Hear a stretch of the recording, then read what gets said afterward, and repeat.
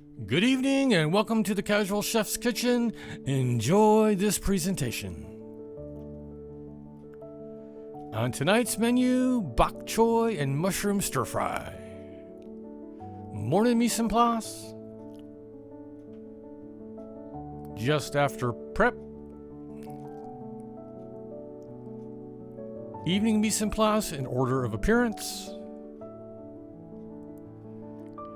Heating up some avocado oil in the wok. I add the onion and start to saute.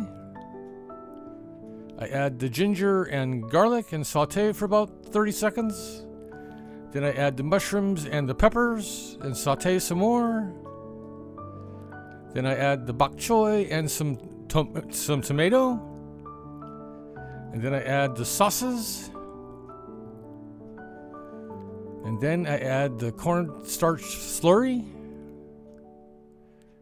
And here it is, all finished in the wok. And the final presentation. Thank you for joining me here at the Casual Chef's Kitchen. I hope you enjoyed the presentation. Have fun cooking.